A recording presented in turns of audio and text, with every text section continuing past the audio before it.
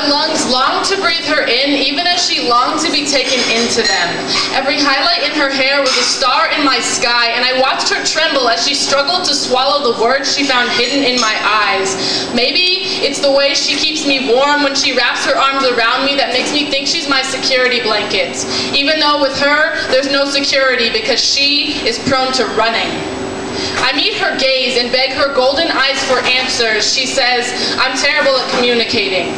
I say, me too. She tells me I run. I tell her I chase. She says, actually listen, I'm afraid.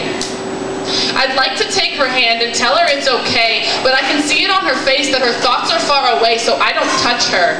I watch her tears ebb and flow from the corners of her eyes, and her hair is the tide, stained blood red to prove that she's alive. I can feel the tremors through the space that is between us. Her radiance is an epicenter, and I am just an aftershock, but I will be whatever I need to be if I can keep a piece of her. Even if it's just a shard of broken glass from a window in a building in her heart that used to stand tall. She says, I hate every single cell that belongs to my sister. I say, you have no idea how many times I've said the same about my brother. She says, my body has known hands meant to protect me. I say, I always managed to convince myself it wasn't that bad. She says, I never knew my father. I say, I wish I'd never known mine. She says, cancer took my mother. I say, my father took his own life. She says, sometimes I miss her so badly. I say, I didn't even cry. I watch her close her eyes and I whisper, maybe we can get lost in the beauty of our mutual dysfunction.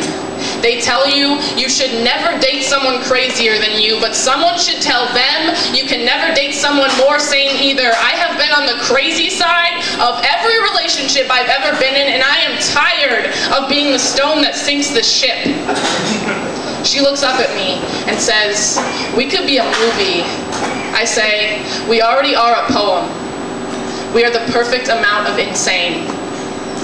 Maybe it's the way that I can't tell myself she'll stay that makes me want to hold on as tight as I can, or maybe it's that I'm always the one that walks away that makes me uncomfortable to know with her I can't.